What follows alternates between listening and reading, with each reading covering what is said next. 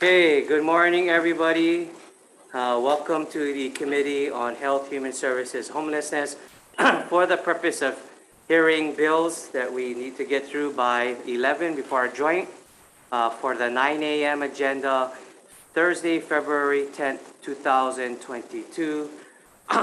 Wanted to remind the audience and members, HHH has instituted a time limit of 2 minutes. Because the morning hearing needs to adjourn by noon for floor session, and this is going to be key for today because we have a very aggressive agenda, we will need to complete decision-making by 11:55, no later. This then means to warn to let all the testifiers know we need to get through all the testimonies, preferably before our 11 a.m. Joint hearing with housing. If we are unable to reach that, then measures may not be heard today, and we may have to try again at a later date or next year. So please, when you testify, just to let you know, we have your testimony written and submitted in the record. Feel free to rest on your testimony. Many of these bills today have all testimonies in support. So to keep time flowing, the committee would really appreciate those resting on their testimony, since one of the key things is the questions that may come up following the testimonies. Just to let you know, if there's an unexpected failure in the network, we may need to reschedule if possible in the calendar. Please avoid using trademarks and copyrights, and please refrain from using inappropriate, uncivil behavior and profanity. Okay? Recording in progress. So again, members would like to remind you that we have an aggressive agenda due to the number of requests. And so those testifying, please be aware that the key point is the ability for members to ask questions. First measure, HB 1773, relating to health. The chair would like to remind everybody listening for this that all testimony on this matter is in support except for one comment.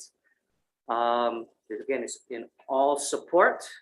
So I will go through them to see. Please feel free if you guys want to rest on your testimony for time. Department of Human Services. Good morning. I'm Judy Moore Peterson. I'm the MedQuest Administrator with the Department of Human Services. Thank you for this opportunity to testify. We stand on our written comments and support. We do offer, though, that if we could support this within the executive budget, that would be our preference. Thank you very much, and I'm available for any questions. Thank you. Aloha Care. Good morning, Chair, Vice Chair, members of the committee. I want to, Peggy Mearswa with Aloha Care. I want to thank you all for hearing this measure. We stand in strong support of this.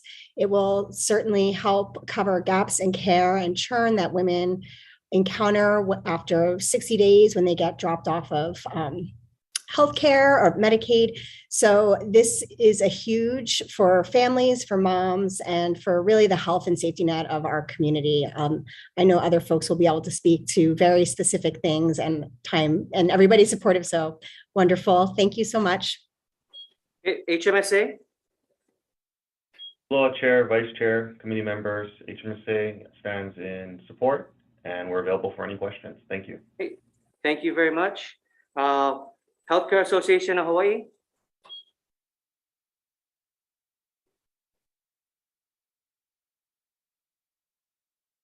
Okay, we have your noted testimony in support. ACOG.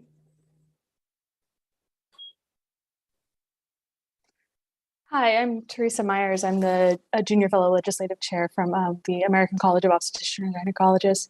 We thank you for taking the time to hear this extremely important measure that we strongly support. As a practicing physician, I just want to bring some patient stories into this space. I think one that's really important, I just saw a patient last month who was flown here from Hawaii Island for a complication of her pregnancy dealing with high blood pressure, and delivered an extremely preterm infant. The infant is still in our neonatal intensive care unit, and mom's insurance is set to expire in another 2 weeks. She's unlikely to make it home before her Medicaid coverage expires and has to decide whether she stays here with her preterm infant or goes home to see her primary care provider to be able to care for her own health. Unfortunately, that's something we see commonly with our neighbor island patients. Another patient I took care of 2 years ago actually had an abnormal pap smear during her second pregnancy. Lost care, was never followed up, and when she represented for her third pregnancy, had developed cervical cancer. She died after her third pregnancy because we were unable to provide the care that she needed between her pregnancies because of her lapse of insurance. I think keeping these patients in the forefront of our minds as we think about this bill, it's not just about the money, it's about our people and the way that we choose to take care of them when they are and when they are not pregnant. Thank you. Okay, Save Medicaid Hawaii.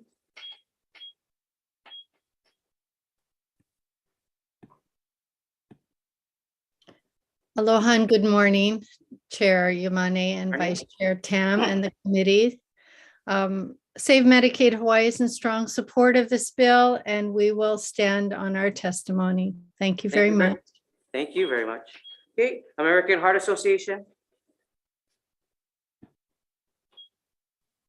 Good morning, Chair Yamane and members of the committee. Don Weissman with American Heart Association. We are in strong support of this as well. Many of the new mothers grapple with heart health issues surrounding pregnancy, and the growing body of evidence shows that some of the most dangerous pregnancy-related complications like preeclampsia, blood clots, and heart problems such as cardiomyopathy may not surface until weeks or months after delivery, and these issues are actually rising in prevalence. So we need mothers need access to care during this high-risk time frame. Also, women of color are 2 to 3 times more likely to die from pregnancy-related complications compared to their white counterparts.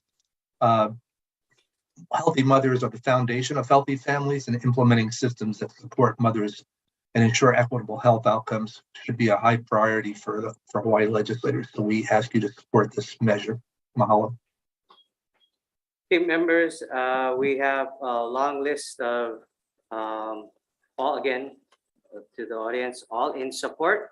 The Executive Office of Early Learning, Hawaii Association of Health Plans, Early Childhood Action Strategy, Healthy Mothers, Healthy Babies, Planned Parenthood, Hawaii Children Action Network, American Academy Pediatrics, Hawaii Medical Association, Hawaii Family Forum, Hawaii Pacific Health, Kaiser Permanente, United Health, Hawaii Public Health Association, Hawaii Primary Care, Hawaii Women's Coalition, and a whole host of individuals, all in support. Members, any questions?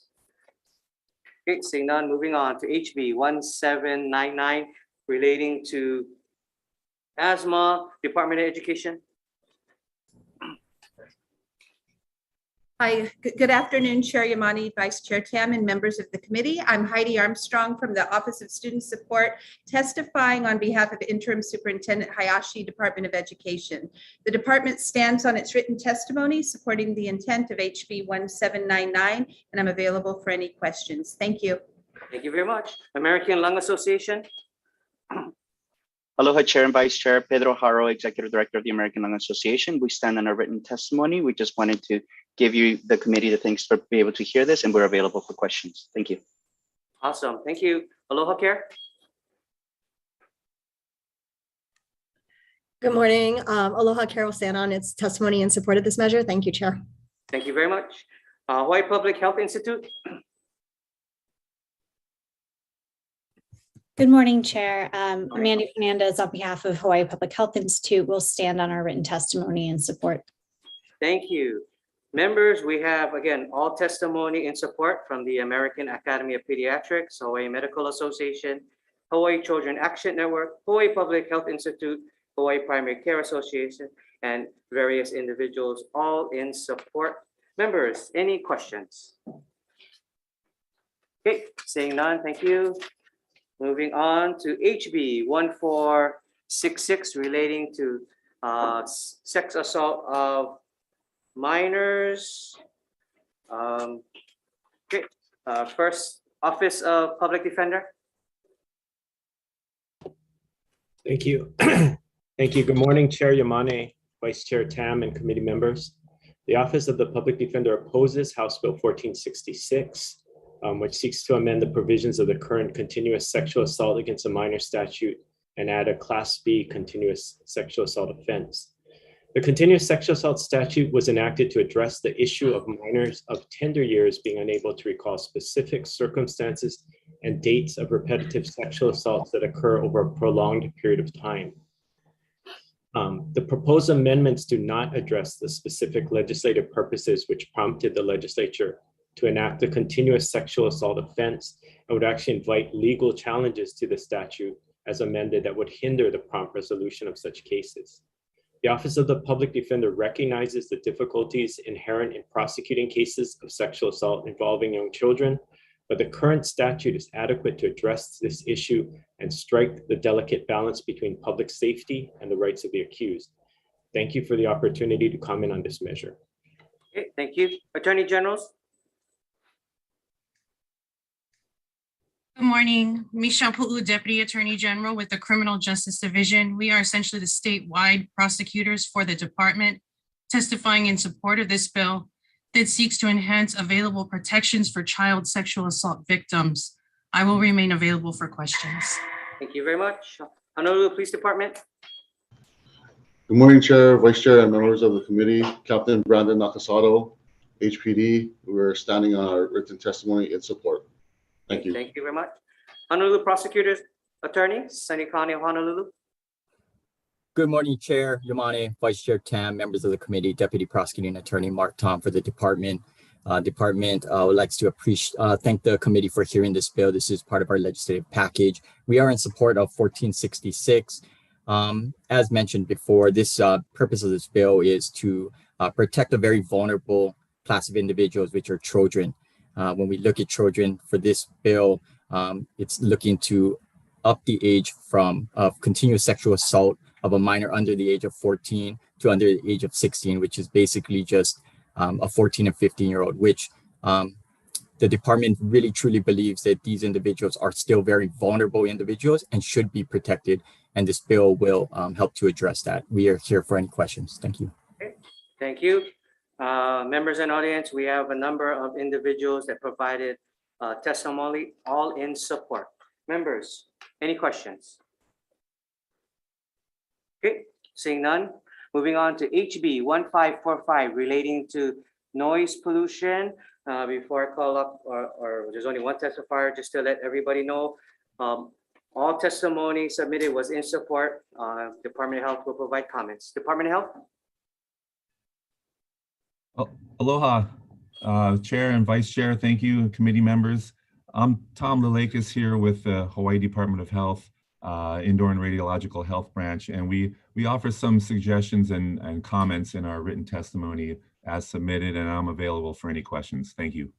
Awesome, thank you. That's all testifiers we have online. Anybody wishing to ask questions? Okay, seeing none, moving on to HB 1891, relating to the Uniform Recognition and Enforcement of Canadian Domestic Violence Protection Orders Act. Okay, Attorney General. Good morning, Chair, Vice Chair, and members of the committee. I am Deputy Attorney General Fuluri. For HB 1891, we recommend that a criminal penalty section be added into the bill. The current draft allows local law enforcement to arrest a violator, but does not have a criminal penalty section. So it is unclear how the prosecution will proceed. An existing section, Section 86, 26 specifically deals with foreign protective orders, and it does have a penalty section. So it is our recommendation to insert a reference to 8626 in this bill. That's all I have, and I'm available for any questions. Thank you. Okay. Thank you. Commission to promote uniform legislation. Aloha, I'm Elizabeth Kent. Thank you for the opportunity to testify in strong support of this bill. This bill offers tools for police officers to combat domestic violence and help our Canadian visitors. In December 2006, Ingeborg Jandura from Edmonton, Canada, arrived with her husband to stay at the Ilikai Hotel. By the end of February, she was dead with over 100 stab wounds. Her husband met police at the door and stated that he'd killed his wife. That case has stayed in my mind, like so many other domestic violence fatalities, since it happened. So when, as a uniform law commissioner, I heard about this uniform law, I thought about Ms. Jandura. This bill would give police another tool against domestic violence. Separating the people who are arguing and enforcing the no contact judgment or order is a step in keeping people safe, and that's something I think we can all support. Thank you for hearing my testimony, and I urge you to vote yes. Okay, thank you. Members, any questions? Okay, seeing none. Moving on to HB 1582, relating to child care, Department of Human Services. Good morning, Chair Yamane and Vice Chair Tam and members of the committee. I'm Dana Luca with the Department of Human Services representing Director Betts. We appreciate the intent of the bill and stand on our written testimony. I'm available for any questions. Thank you. Okay, thank you. Members of Executive Office of Early Learning and Hawaii Children Action Network all provide, Executive Office provided comments and Hawaii Children Action Network Speaks provided testimony in support. Members, any questions? Okay, seeing none. HB 1662 relating to homeless. Notice all testimonies either in support or offering comments. Department of Human Services.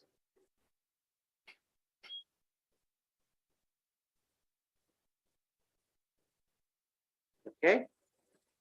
All right. Provided comments. The prosecuting attorney of Honolulu. Thank you, Chair, Vice Chair, member of the committee, Deputy Prosecuting Attorney Mark Tom for the department. Department stands on its written testimony in support with comments. Thank you. Okay, thank you. Institute for Human Services. Chair Yamani, this is Connie Mitchell, Executive Director for IHS. I want to just say that IHS strongly supports the creation of a statewide homeless data clearinghouse. We believe that our state and counties fund so many services delivered to persons experiencing homelessness. It's important that all services funded by taxpayers deserve to be coordinated to reduce, duplication. We also believe that this would enable us to combine data from two systems currently, Oahu and the balance of state, to be able to produce statewide reports for the legislature. Thank you. Okay, thank you. Another attempt for the Governor's Coordinator on Homeless, or DHS. Good morning, Chair, Vice Chair, members. Scott Morishige, Governor's Coordinator on Homelessness and Chair of the Hawaii Interagency Council on Homelessness. Offer comments, appreciate the focus on data. And if the intention is to create a database opposed with multiple systems as IHS described, would ask for additional time to implement the database and to consult with the Department of Attorney General regarding issues related to client confidentiality, privacy, and data access.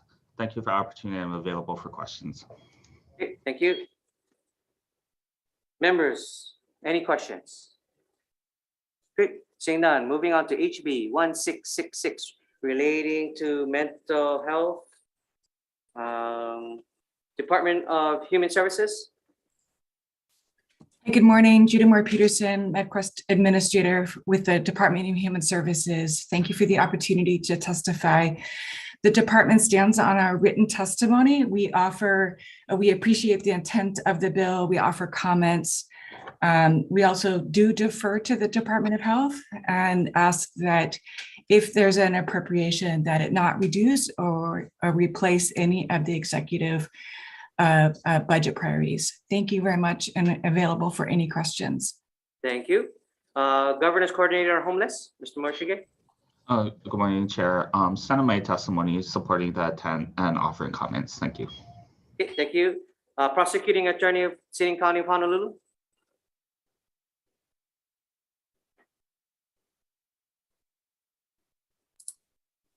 Okay. Oh, sorry, Chair, Vice Chair, members of the committee, Deputy Prosecuting Attorney Mark Tom for the department stand on its written testimony. Thank you. Okay, in support. Thank you. Okay, and Hawaii Substance Abuse Coalition also provided testimony in support. Members, any questions? Okay, seeing down very quickly to either, I think, Judy or Mr. Morishige. The recommendation was to move then this item from Department of Human Services over to Adult Mental Health, DOH, is that correct? That's correct. And I believe, I don't know if you received the testimony or not, but Yes. I think that the Department of Health also submitted testimony to similar. Okay. Okay, and just to clarify, right, we're not, the reason why it's called pilot is for the drafting purposes, but basically it's just an enhancement of the current program. So we'll make sure that's clarified. Okay, thank you. Okay, moving on to HB 1663, relating to the purchase of health human services under Chapter 103F, Hawaii Revised Statute. Department of Human Services. Good morning, Gina Moore Peterson, MedQuest Administrator with the Department of Human Services. We stand on our written testimony offering comments. Thank you. Okay, thank you. Department of Health.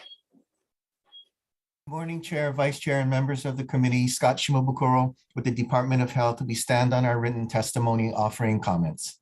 Okay, thank you. State Procurement Office. Good morning, Chair, Vice Chair, members of the committee. Bonnie Kahakui for the State Procurement Office. We stand on our written testimony with comments. Thank you. Okay, thank you. Members, any questions? Okay, seeing none. Moving on to HB 1824, making an appropriation for the Office of the Long-Term Care Ombudsman Program.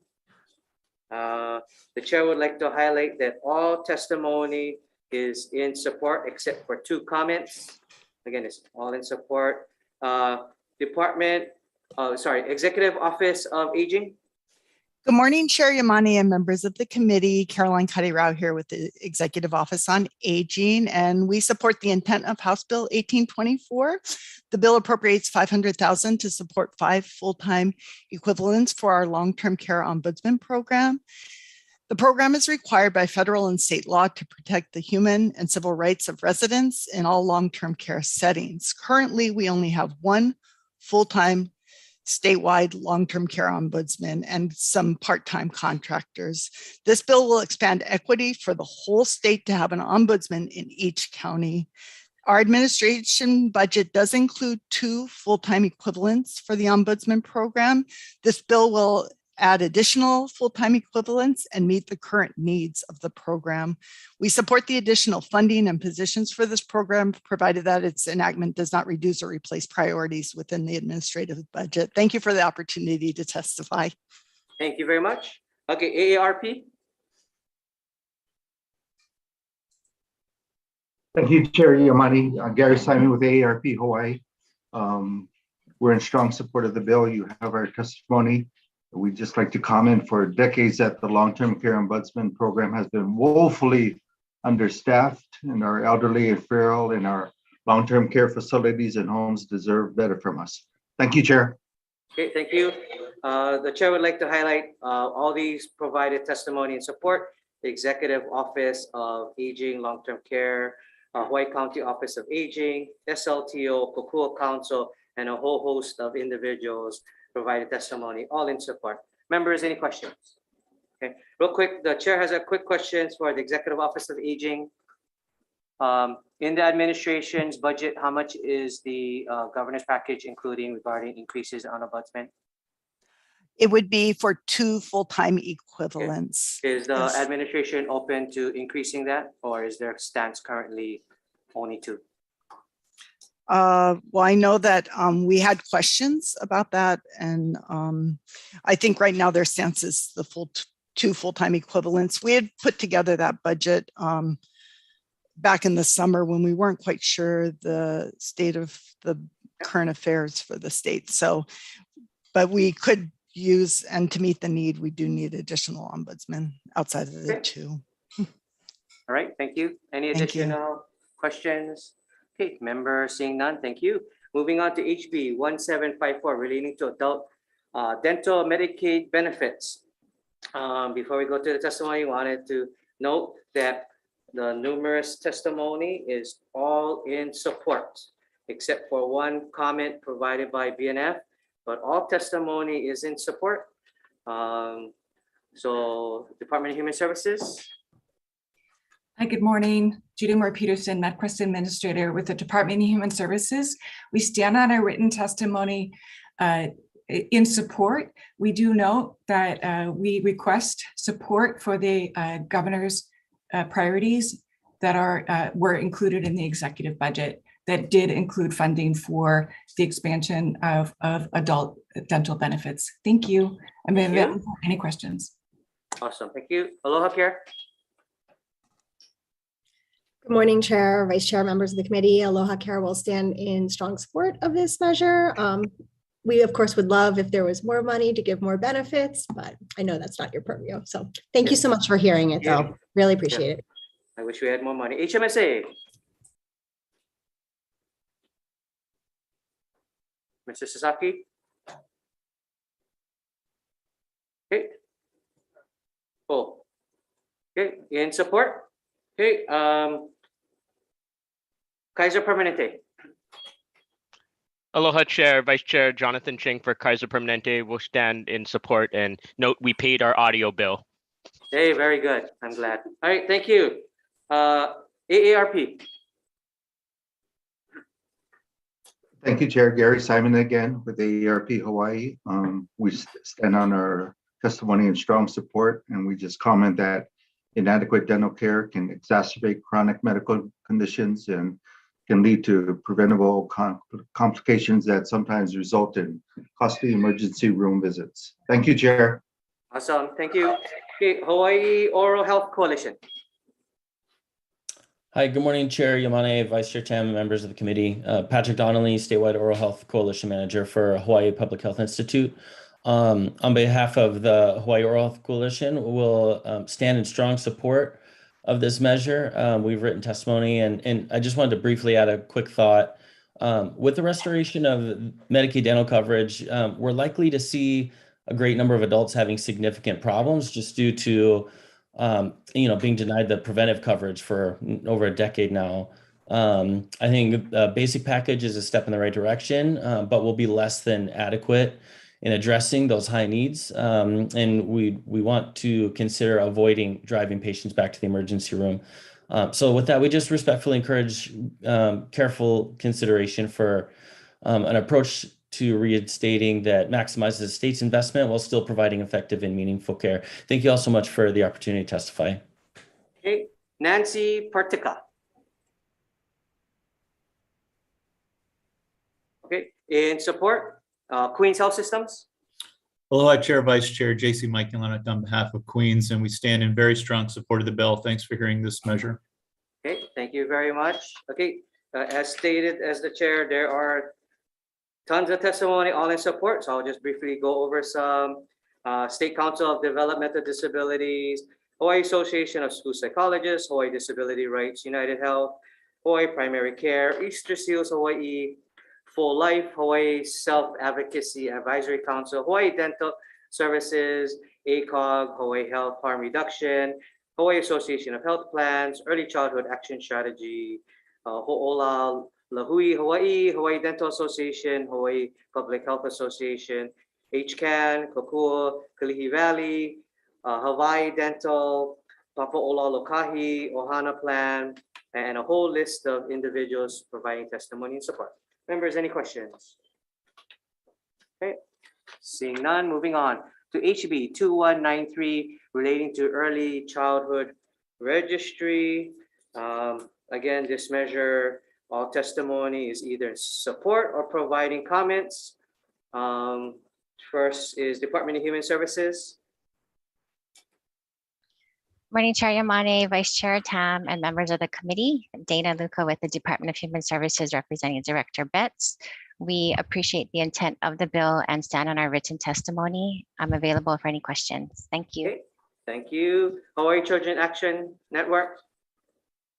Good morning, Chair and committee members. Kathleen Nagar with Hawaii Children's Action Network speaks. This bill is very similar to HB 1582. It just includes an appropriation. We're in strong support of both. We do feel like funding is going to be needed in order to be able to collect the data that we're requesting and that is needed in order to plan for the expansion of the early care and learning workforce.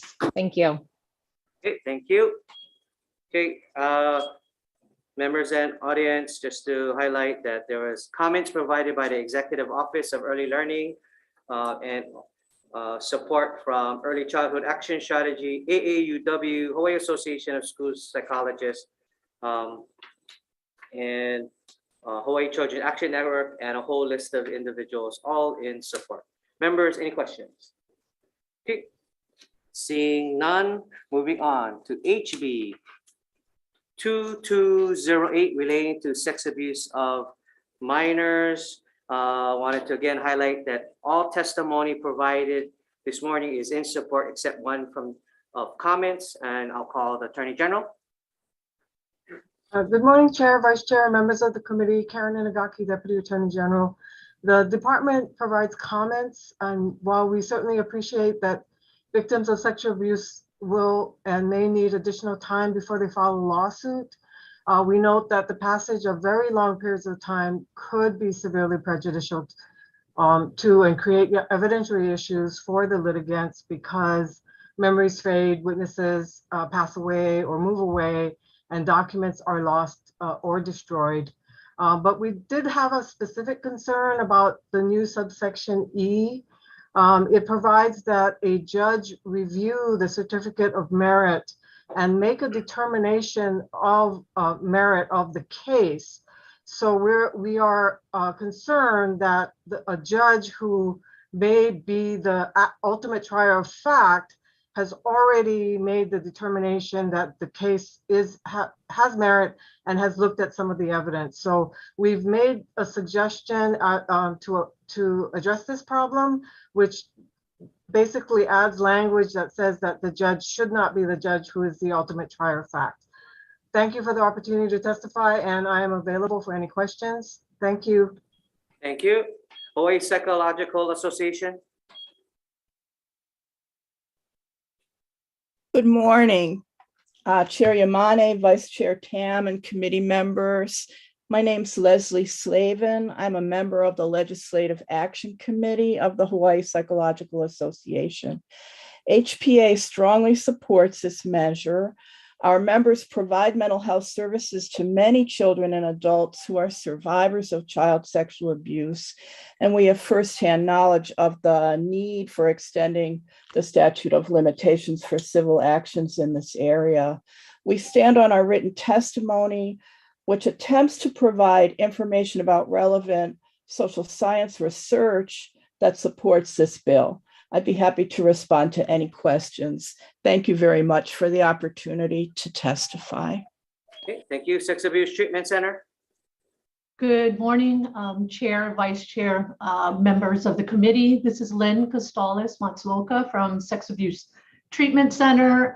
We stand by our written testimony. We support the extension of the statute of limitations, as well as a trauma-informed training for personnel of legal entities, and the no limitation on damages. We do have some concerns or comments on subsections E and F with regard to imposing additional legal requirements on victims when filing a suit against a legal entity. We believe that they should be put on the same playing field as other litigants. And it also, for us, it increases that level of secrecy behind sexual abuse. Offenders are often telling victims to be quiet. Victims oftentimes are quiet and keep silent. And in this situation with this law, they would continue to be silenced about who perpetrated against them until a judge makes that determination. And for those reasons, we have some reservations about E and F. Otherwise, we stand on our written testimony. Thank you. Okay, thank you. Andre Bisquera. Okay, in support. Okay, we have the Hawaii State Democratic Women's Caucus in support, and a whole list of several individuals also in support. Members, any questions? Okay, seeing none.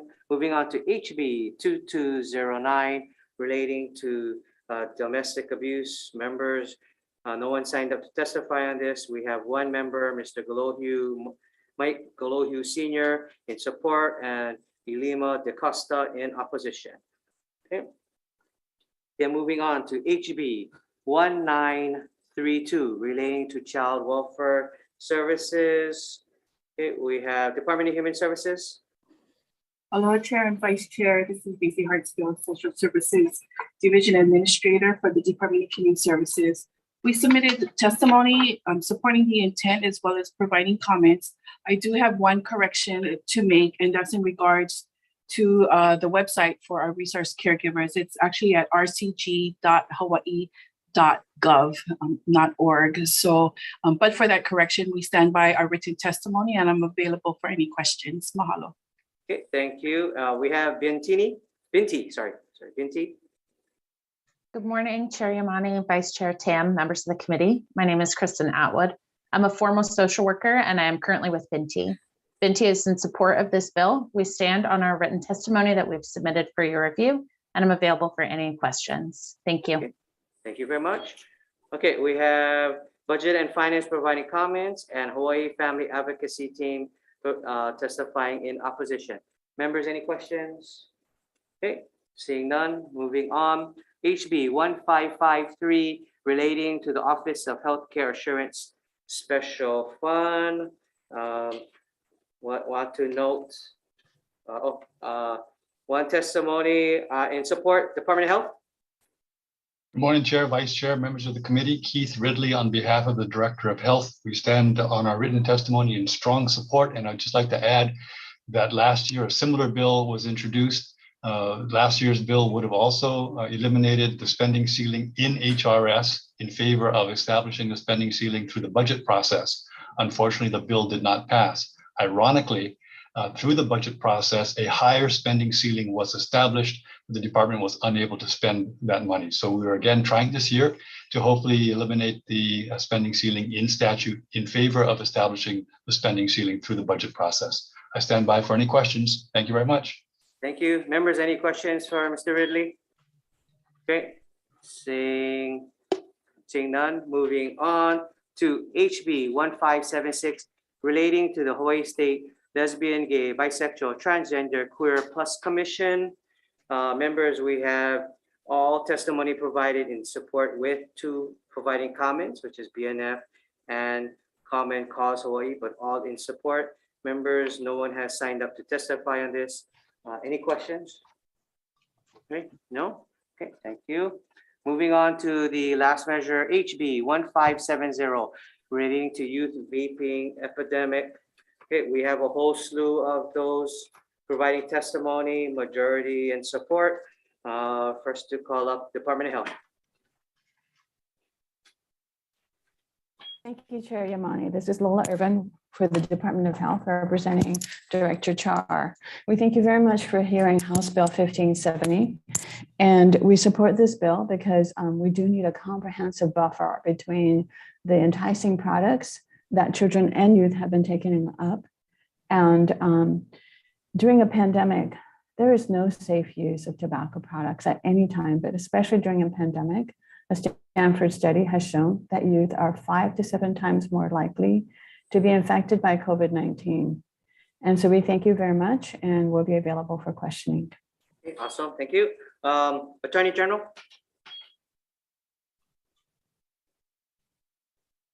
Good morning. This is Deputy Attorney General Richard Stacy. Trying to do my video here. Sorry, can't see that. Can you hear me, Chair?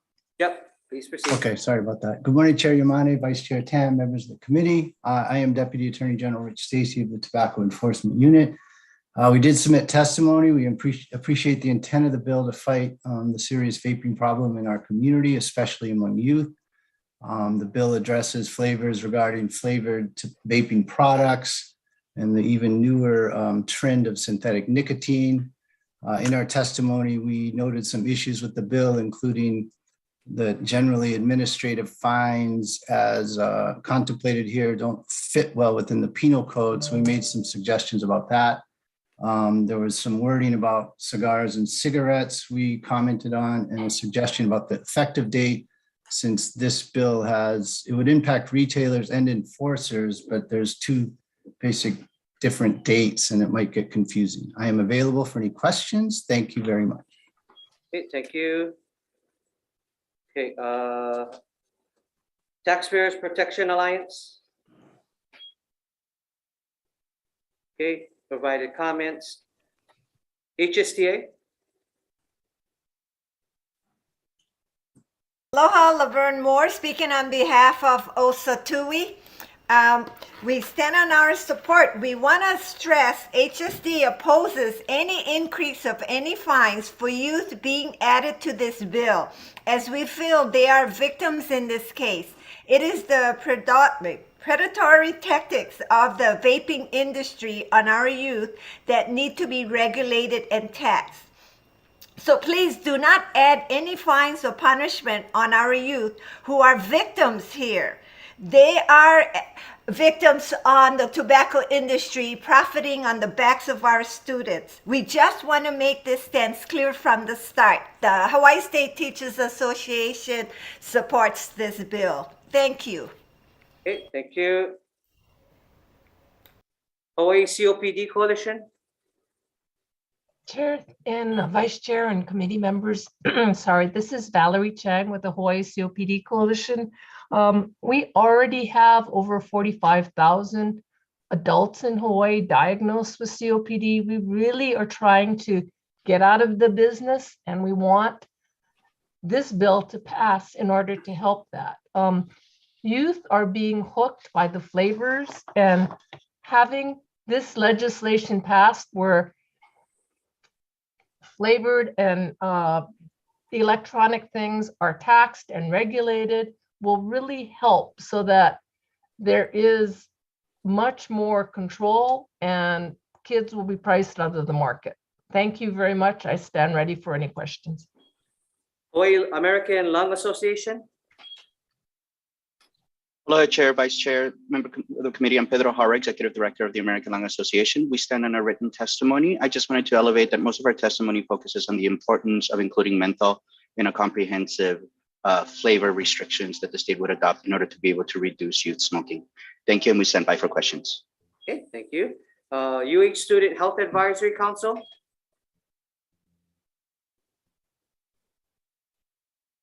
Okay, in support Blue Zones Project?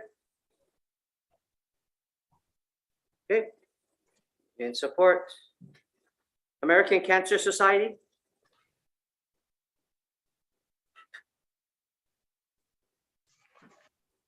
Hi, thank you. Chair Yamane, Vice Chair Tam, and committee members, thank you for the opportunity to support the intent of House Bill 1570 and for hearing this important bill. Cynthia Au on behalf of the American Cancer Society Cancer Action Network. Tobacco use remains the leading preventable cause of death nationwide, and lung cancer remains the leading cause of cancer deaths in Hawaii. ACS CAN supports any and all efforts to invest in comprehensive policies that would strengthen the health infrastructure in Hawaii to prevent kids from starting to use tobacco and to help adults already addicted to tobacco quit. There are many aspects in the bill that we support, but ACS CAN has serious concerns that a separate definition for synthetic nicotine may result in unintended consequences that would lead to negatively impacting the health outcomes of the people in Hawaii. We support the intent of this bill to continue the conversation. I will be available for any questions. Okay, Hawaii Public Health Institute? Good morning again, Chair. Amanda Fernandez on behalf of Hawaii Public Health Institute. We strongly support this measure. I'll largely stand on our written testimony, which you have before you. But I wanted to highlight that in a poll conducted by Ward Research at the end of last year, the overwhelming majority of Hawaii voters said they would support an end to the sale of flavored tobacco products, including menthol. We're available for any questions, and we really thank you for hearing this measure. Okay, thank you. Aloha Care? Good morning, Chair, Vice Chair, members of the committee. Aloha Care will stand in support on the comments of our written testimony. Thanks so much. Okay, thank you very much. American Heart Association? Good morning again, Chair Yamane, Vice Chair Tam, and members of the committee, Don Weissman with American Heart Association. We support the intent of this bill. Just want to point out a couple of key parts of our testimony. Even though e-cigarettes are often marketed as less harmful alternatives to traditional cigarettes by the tobacco industry, there's no evidence on long-term health impact of their use, and that's because they're available on the market. We're being forced to use our kids as the guinea pigs to do that research. What is known currently is that nicotine can have adverse health effects on kids, such as causing addiction to dangerous tobacco products, harming their brain development and increasing the risk of heart disease. Recent studies have found that cigarette use can decrease blood flow in the heart even more than traditional cigarettes and can worsen heart disease risk factors such as high cholesterol. We do have some concerns in this bill about, as it's currently written, about some of the separate categories of synthetic nicotine and heated smoking products that are being created that could result in unintended loopholes in other sections of the state statutes that the tobacco industry would take advantage of and continue to play the shell game of driving our kids from one product to another using the enticement of flavors such as menthol and fruit flavors to veil the dangers of nicotine addiction and smoking and vaping. So we encourage you to take a look at that and see if you can, correct those problems, potential problems, and pass a comprehensive flavored tobacco bill. Thank you. Zoe Duan. Okay, and support Julian Lipsher. Chair, Vice Chair, members of the committee, good morning. I'm Julian Lipsher, testifying as an individual. We've seen, despite decades of progress in tobacco control, Hawaii is still confronted with smoking and tobacco use as the leading cause of death and disease. Despite having some of the most strict and comprehensive protections regarding exposure to tobacco smoke and the sale of traditional products, we have now significant rates of delivery of nicotine to our youth, potentially addicting a new generation of smokers. As the tobacco industry has attempted more than a decade ago, we again see flavored tobacco products being used. Menthol, the predominant flavor of choice, is just as, if not more, harmful than other flavors. Menthol has the ability to disguise the harshness of tobacco, making it easier to start and, once addicted, harder to quit. Ending the sale of flavored tobacco products is a matter of health equity. The industry has long marketed menthol products to low-income communities, especially people of color. According to Hawaii data, 78% of Native Hawaiians and Pacific Islanders use menthol flavoring, with mint and menthol being the most popular flavors among youth. If our objective is to protect Hawaii's children and reverse the current trend in youth vaping, we need to eliminate flavored tobacco products, including menthol. Thank you very much for the opportunity to testify. Okay. Chase Kessler. Okay. And support Celia Chang.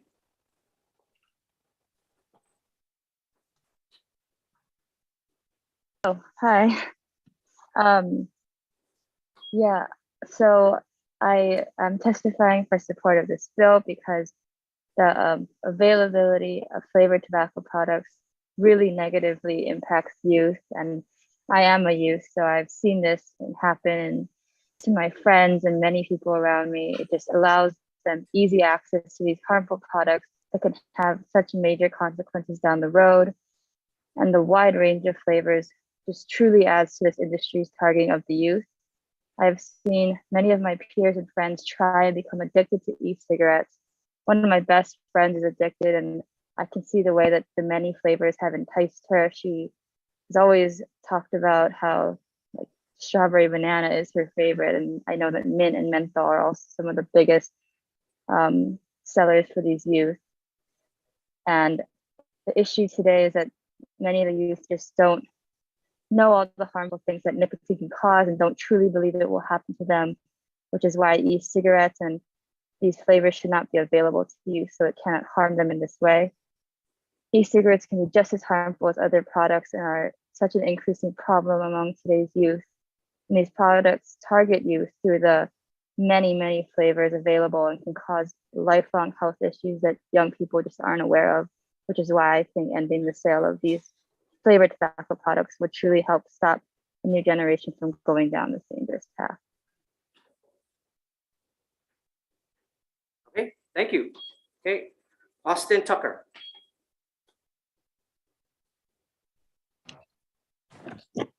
Aloha, members of the House Committee on Health, Human Services and Homelessness. My name is Austin Tucker, and I'm a junior at McKinley High School. I personally have a lot of experience with vape usage, and I'm currently addicted to nicotine. You'd be flabbergasted by the true amount of students in middle school and high school who vape. I know a lot of different people in my school, and I can still confidently say that about 50% of them, half of them, are indeed the ones like vaping. It's to the point where kids are leaving class to go vape in the bathrooms to interrupt their learning. It's always been like that. It's kids asking all of their friends if they can use their vapes, or asking someone they don't even know if they can use the vape that they don't even know they have. That's how you know how popularized it is in my school. Something like that really shows you like how common it is. People who don't even own vapes are addicted to nicotine because they're everywhere. Because why not just take one, right? That one hit is going to be the one that gets all of our students addicted. And vaping is just the true virus that we've all been blind to. And the most commonly asked question when students use other students' vapes is, what flavor is this? So please, for the sake of generations to come, get rid of flavored vapes. Mahalo. Okay, thank you very much. Shani Gasayan. Okay, in support, us. Okay, Dewey Leadership Institute. Chair Yamane, Vice Chair Tam, and the members of the HH Committee, thank you for the opportunity to testify. I represent 36 other principals from across the state that support banning flavored tobacco products and support HB 1570. The one thing that's not in our written testimony is the fact that we're seeing this vaping issue move into our elementary schools. So beyond that, we stand on our written testimony, and thank you. Thank you. Kaiser Permanente.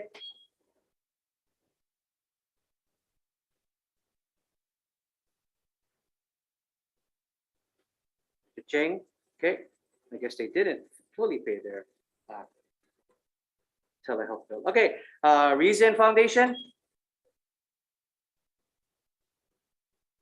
Good morning, Chair, members of the committee. Thank you so much for allowing me the opportunity to testify. My name is Guy Bentley. I'm Director of Consumer Freedom at the Reason Foundation, and we're a public policy think tank.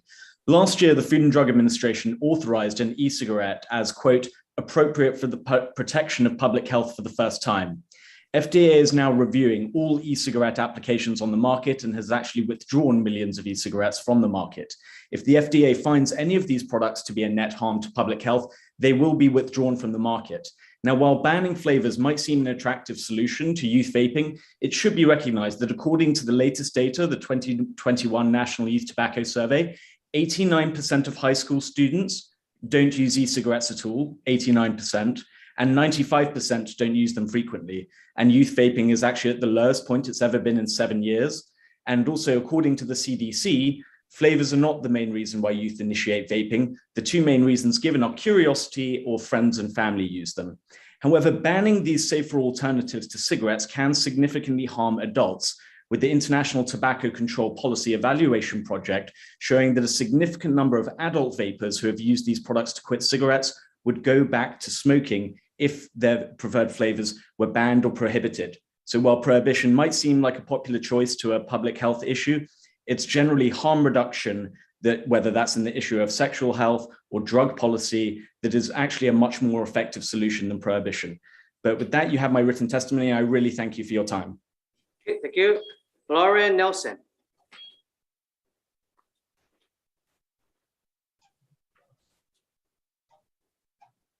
Okay, in support, that's all we have that signed up to testify. Chair will note that there are a number of groups that are in support and in opposition that have provided testimony for pages list. Note that all your testimony is submitted and will be put in the record. Members, any questions? Chair, I have a question. Representative Ward. Thank you, Chair. I think it's to the Reason Foundation or anybody who is in opposition to the bill. I've asked this question for the last 4 years. what is the data in terms of vaping to mitigate or stop smoking? In other words, what do the numbers say in terms of, we know the youth starting smoking is huge, but I've never seen the metrics of, well, this is how much it creates the stop smoking in adults or children or whatever. The Reason Foundation, do you have any numbers on this, this phenomenon, of which for 4 years I've never got an answer? That's a question mark, Reason Foundation. Are you still there? Anyone else want to take the question? If not, Chair, I guess I'm back to you. Okay, thank you. Anybody else have any questions? Okay, Representative. My question is for either Mr. Haro or for Amanda Fernandez, if either of you are still on. Okay, I see in the Reason Foundation, their testimony states that Black and non-Hispanic and other non-Hispanic youth are less likely to smoke than their white peers.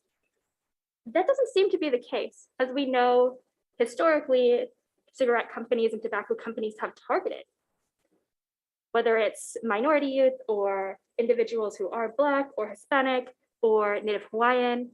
This is a big issue in my community, and I was wondering if you folks had anything to say in regards to that, because that statistic doesn't seem accurate. Yes, and we have information from the Youth Risk Behavioral Survey, which is conducted every 2 years, to be able to show that that's actually not the case. That's actually not the case in Hawaii, and that's not the case across the nation. In Hawaii, actually, we see that Native Hawaiians and Hispanic populations locally smoke at much higher rates than is present in the overall population. We find that data can be shown to prove somebody or disprove other people, but that is why we conduct those surveys every year, so that we're able to trend that information and be able to trend that data. And it's very clear that if you take a look at the data, you'll be able to see the higher levels of smoking. I would also add, thanks so much, Pedro. That's exactly right. I'll also add that in Hawaii, 78% of Native Hawaiian and Pacific Islander residents who do smoke use menthol cigarettes. And menthol is also one of the most popular flavors among high school e-cigarette users. And that the tobacco industry has a history of targeting communities of color, particularly Black and Latino communities and LGBTQ communities with menthol. Thank you. Thank you very much. Thank you, Chair. Thank you. Okay. No other questions. The chair has questions. Department of Health. Yes, sir. This is Lola Irvin with the Department of Health.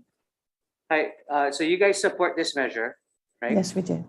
Okay. So question I have is who's going to be addressing the internet sales of vaping fluid? The internet sales are not covered in this bill. And so there are other bills that are currently being heard that would cover the internet sales. SB 2278 is being heard by the Senate. In this measure, we're banning the fluid, but we're not banning the fluid flavored coming in through internet sales. Who's monitoring black market sales?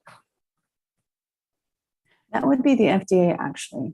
So they do investigate and are actually requiring that any products that are on the market have to have gone through the pre-market authorization process and have had to submit their application. So there is the FDA that is also inspecting and watching for those products.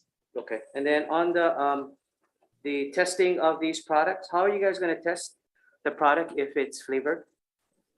Actually, the FDA also has what's known as characterizing flavors. And so it is also required for any of these products to be on the market that they have to attest to their chemical composition and their ingredients. And so there are known flavorants that then are used to flavor the products. Okay, so that can be listed, right? Yes, so that can be listed. Posted out so people can determine if they buy something that claims to be non-flavored. If it's listed in there, then it would be flavored. Yes, that's a very astute question. Yes. Yeah, who would monitor that? Would that be you or Attorney Generals? It would Actually, if it's in Chapter 712, it would be the Attorney General's. Certainly, we could also assist in terms of surveillance and assessment of the products. Okay, thank you. Attorney General? Yes, So Chair. are you guys going to be able to monitor the currently, don't you guys monitor cigarettes for online and compass black market material coming in for cigarettes into the state?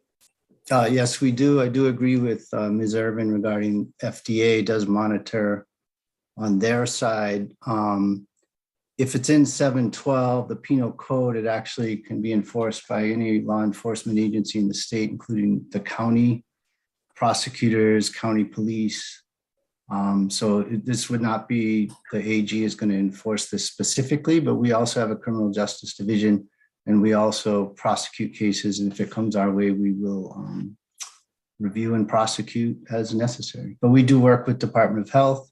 And as you know, Chair, the Tobacco Enforcement Unit does go out to retailers across the state. So if we were to see problems, then we would follow up with that. Okay. But what about problems with internet sales? The Tobacco Enforcement Unit does it again for the MSA purposes. As Ms. Irvin suggested, there are other bills that talk about unlawful shipment. This bill does not. This bill is specifically about retailers selling flavored or synthetic nicotine. Okay, thank you. The chair on the final set of questions would like to call up. Is Cecilia Chang still on? The young lady? Hi, yeah. Hi. Okay, hey, so we've been hearing a lot from youth throughout the state regarding this measure, right? And I think one of the reports I read was the issue about trying to get more students' participation. How would it help if we got more students' input on, addressing vaping? Yeah, I think more student participation would definitely help. I currently am actually a college student attending college in the mainland, but I've been born and raised in Hawaii. And I think more participation and just education and knowledge about the harmful effects of flavored tobacco and just these products in general would definitely go a long way in helping to end their youth epidemic and addiction. Good. So youth input is vital then, right? For helping with addressing definitely. this. Okay, cool.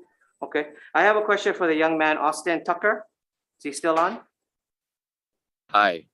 Hey, you mentioned that you are currently a high school student. So are there programs in which students at school can give up or turn in or whatever, or get rid of their vaping fluid or pen? Well, I think that's also one thing schools need to improve on, like the support system, because at my school, like I have a lot of experience with it. So like if a teacher were to catch a student vaping, which is really, really common, it happens at least 5 times a day, they would get in trouble besides trying to help them and guide them to quit. Instead of, they would like punish them for being blind to how unhealthy vaping is for you, is what I'm trying to say. Okay, cool. So something like that would help, you think, with preventing vaping? Yeah, and something else that I think would help prevent vaping is, because in my opinion, menthol, or at my school at least, menthol is like probably the least most popular flavor. A lot of the flavors you guys should really focus on is all the like fruity ones, like ones with fruits in the titles.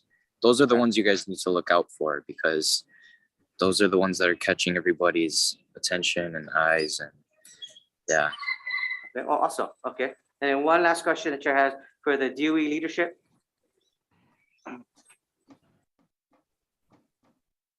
Is he still Yes, on? Chair. Yes. Hey, thank you, principals, for what you guys do. Do you guys have programs on campuses for students to turn in these products? We have programs to educate. I think what Austin said was correct, where when these issues come up, it's more on a Chapter 19, which is a disciplinary, and it's dealt in that manner. What was mentioned is the need for that to be both. You said in your testimony should be for high schools and intermediate.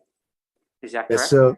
So I represent actually the secondary principals, but I also, being a middle school principal, we'd see this in the elementary schools. Like, we hear from our students' brothers and sisters that have tried it.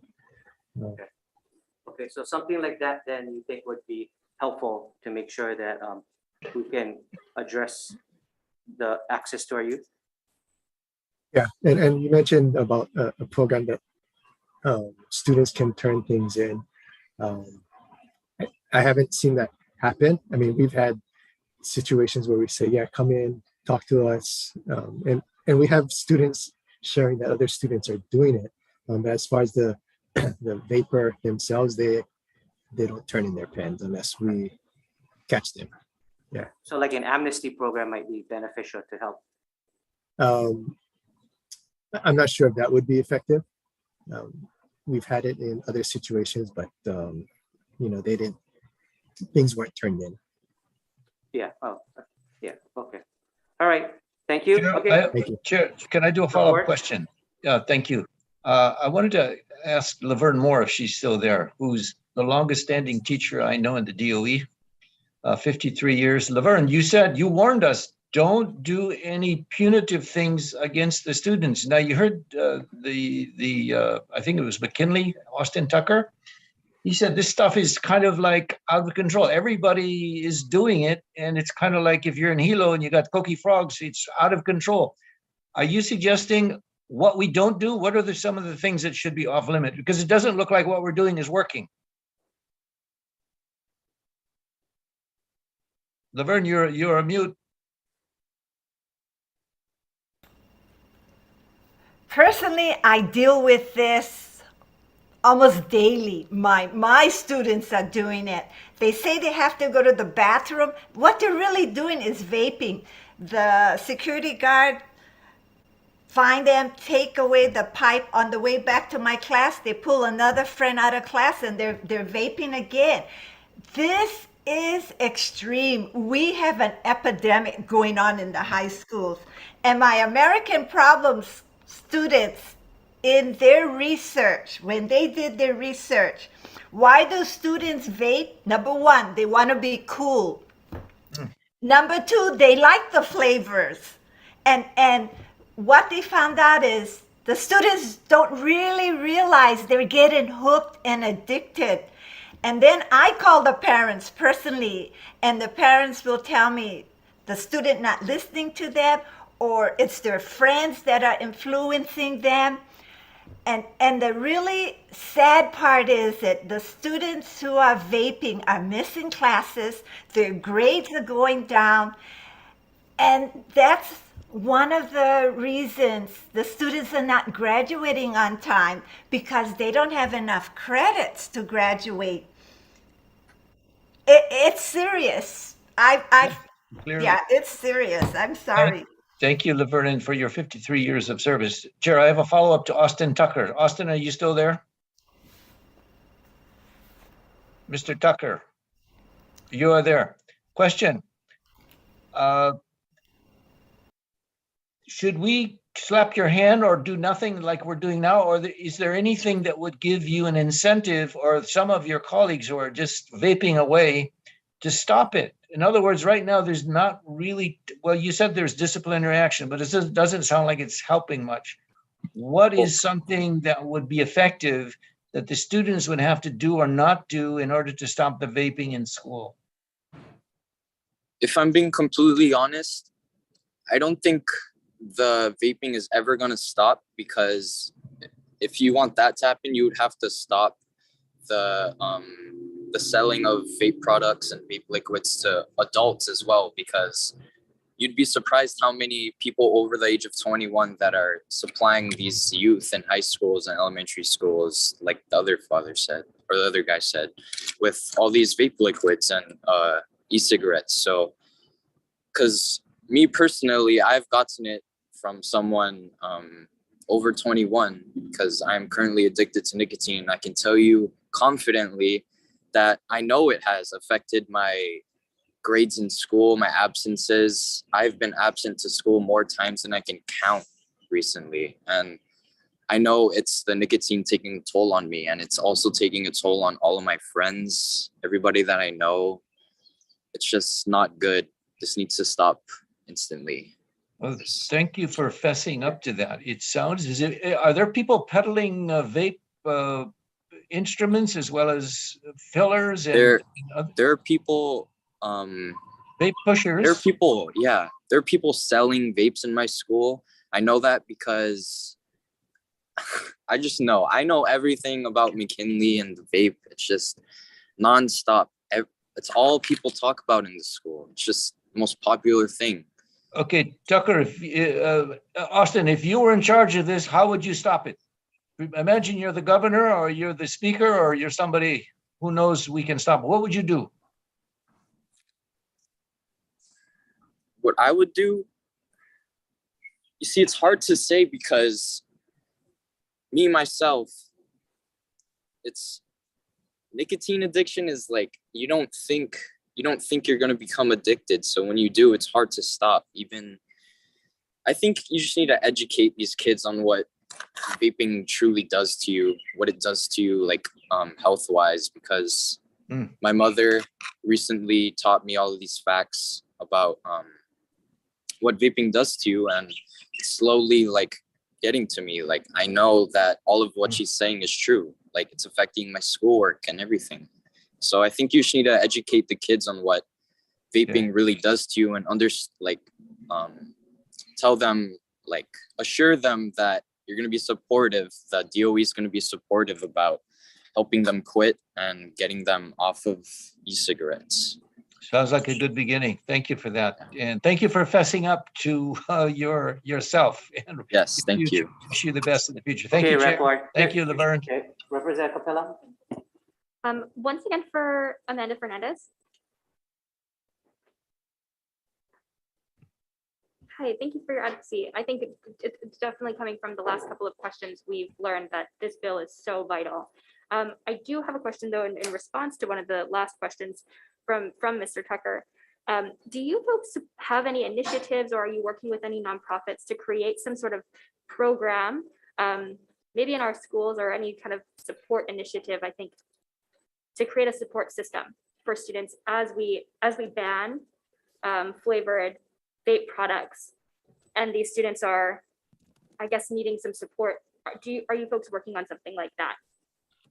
We work with a number of the cessation grantees, and we do work with advocates across the state who are addressing like public education campaigns, who do direct services. So that's something that we are definitely willing to do more of. There's also the Stanford Toolkit, which is being implemented statewide among different youth groups. And so that's something that Hi-Fi is interested in being even more involved in, and that lots of advocates that we work with as well. Fantastic, thank you. Okay, thank you. So everyone, we will recess this committee for decision-making to follow the joint housing and HHH committee joint hearings later on this morning. Okay, recess.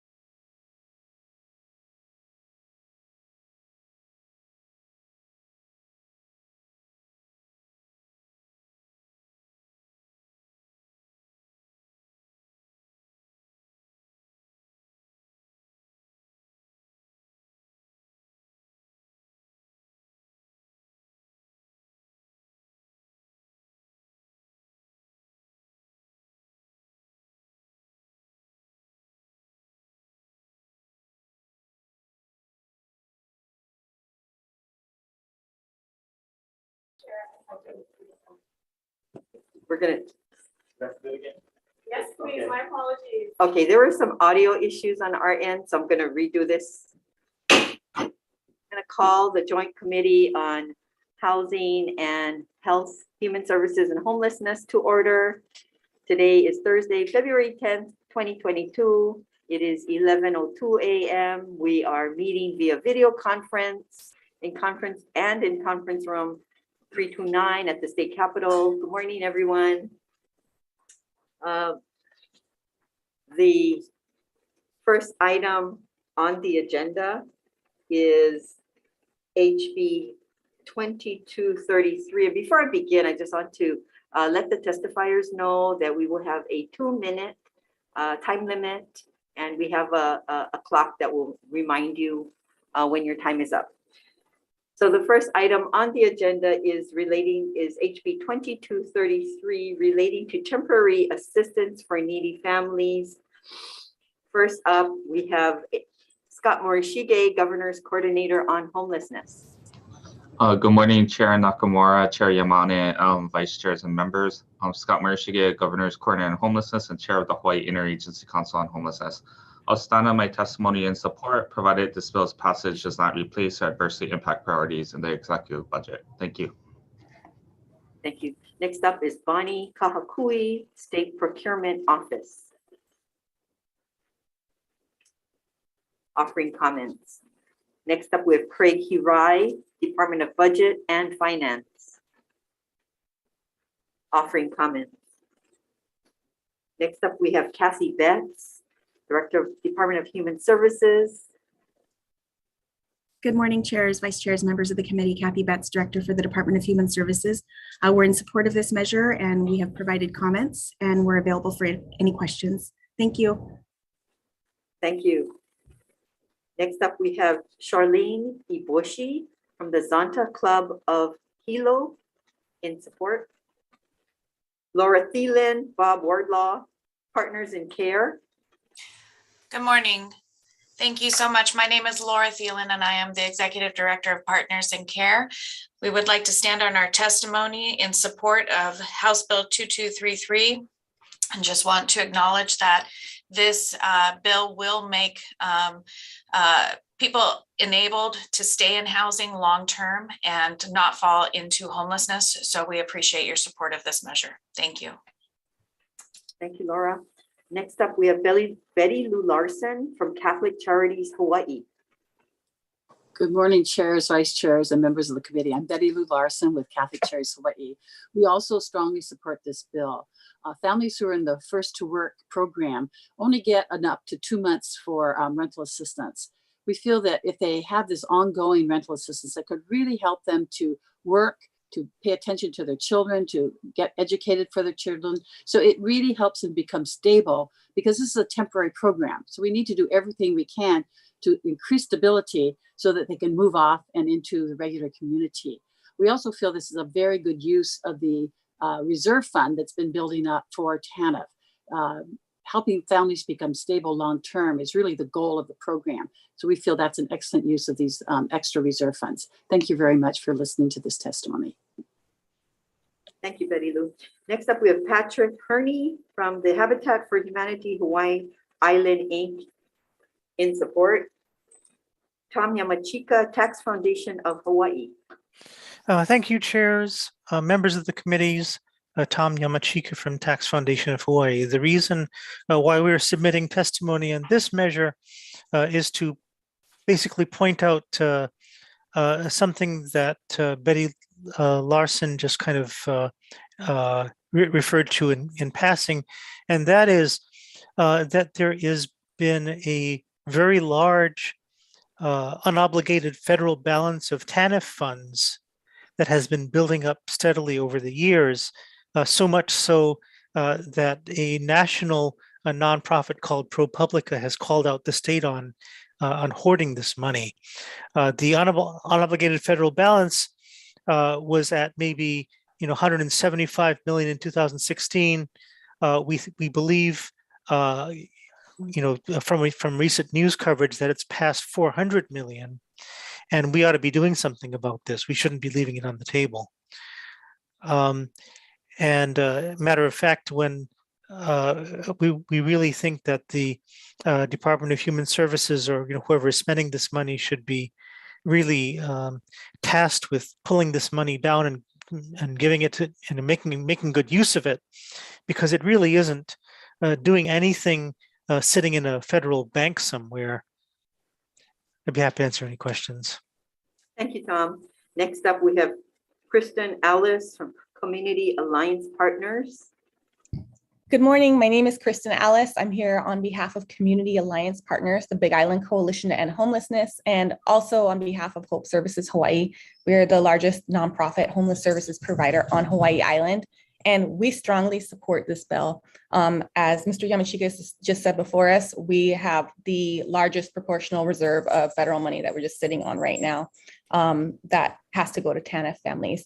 And this would help our families so much to stay stably housed. So as homeless services providers, we don't just do outreach services or the kind of services that help put people into housing. We spend a substantial amount of our time helping to keep people housed, whether that's diverting them from entering the system, or if it's keeping people who are recently housed in their housing stable and safe and able to provide for the necessities.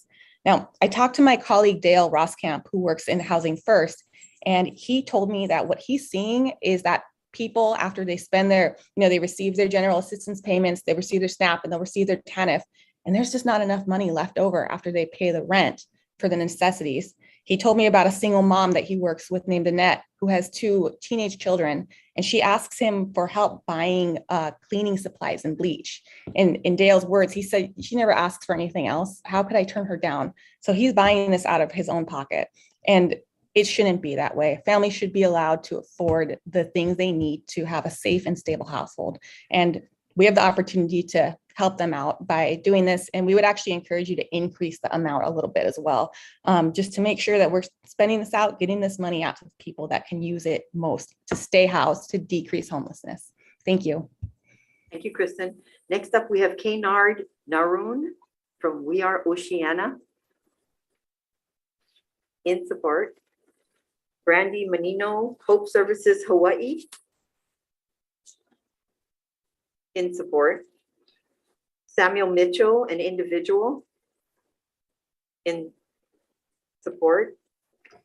Nicole Wu, Hawaii Children's Action in support. Oh, Nicole, go ahead.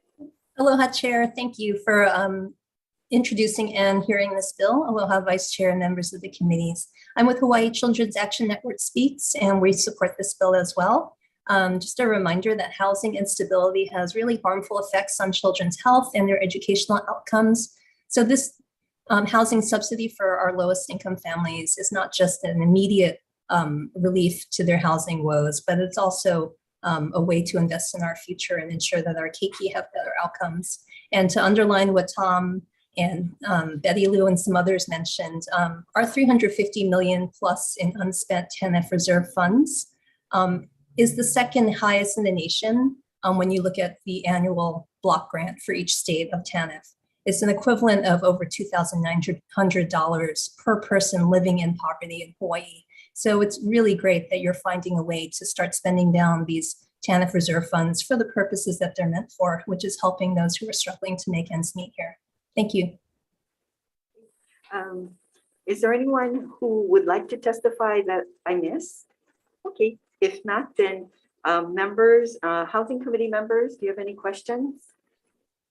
Seeing none, I'll turn it over to you, Chair Yamane. Any members have questions? Okay, seeing none.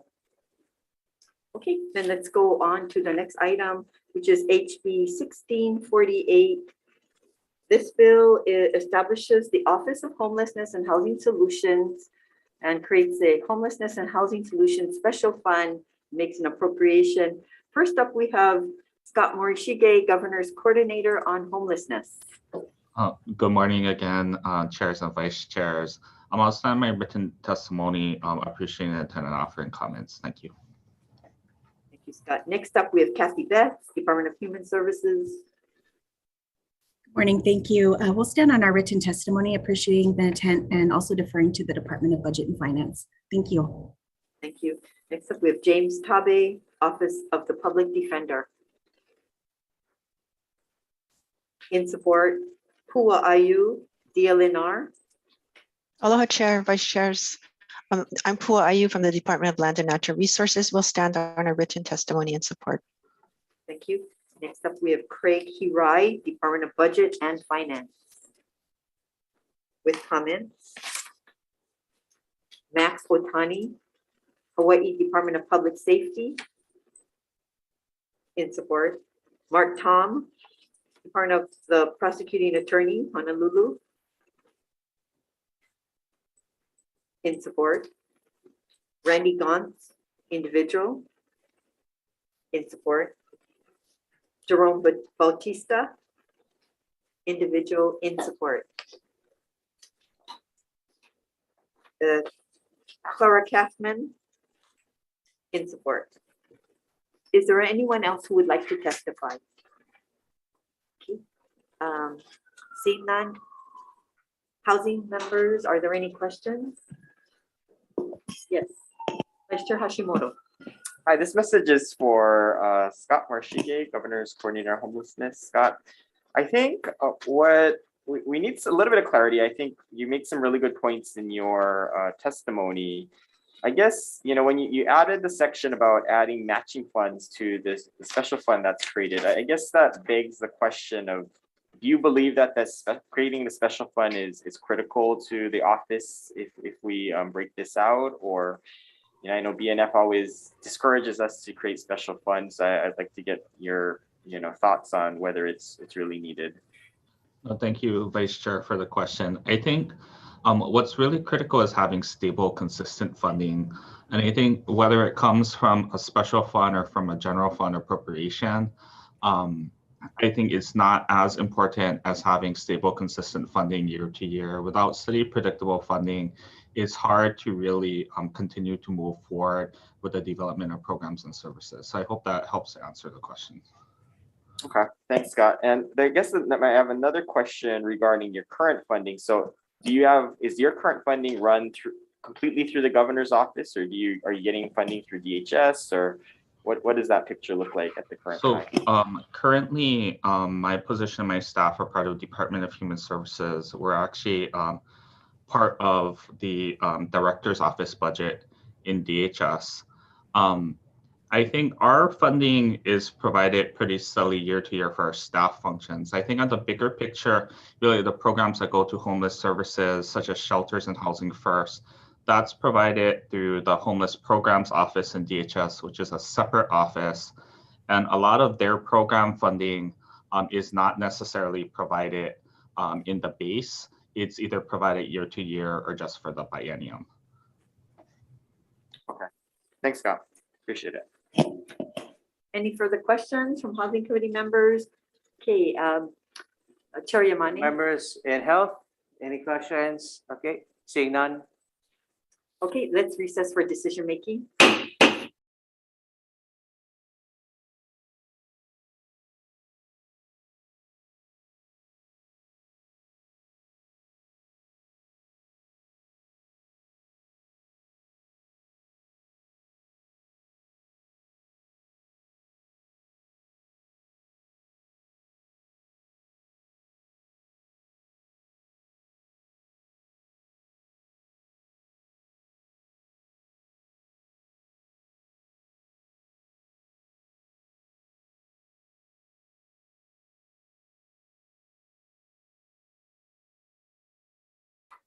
We got time. We're running out of time.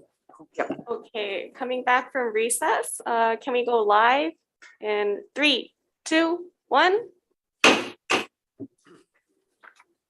We're reconvening the Joint Committee of Housing and Health and Human Services and Homelessness. The first item, HB 2233, Chair's recommendation is to approve with amendments.